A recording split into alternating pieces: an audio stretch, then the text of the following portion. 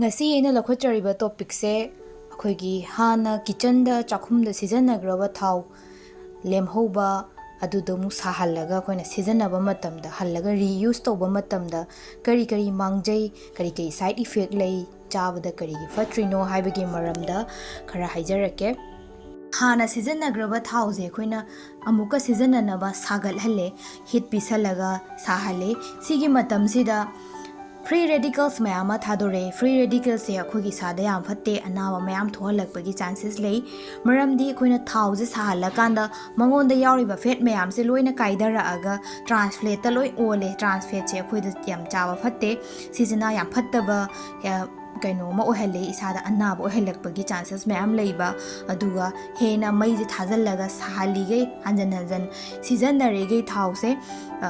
transfat hena wangkhale masina akhoi body da chaba matam da cancer bok to ohalakpagi chances lei cholesterol yamna wangkhalakpa yai cholesterol triglyceride aduga sigumba mayam se wangkhalakpadigi fatty liver oirakpa weight control ngamaktaba obesity oirakpa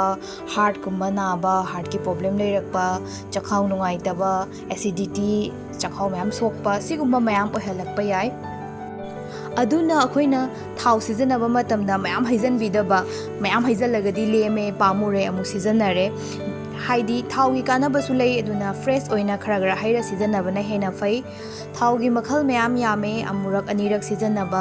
yaba adubu akoina marketing da yamba sijanariba hujik sijanariba singsidi one time gumba two times gumba dumaina sijanabiyo maru oina deep fry haidi yam luppaga thau da taw gi ba pochai singdi hallaga sijanabada hena fatte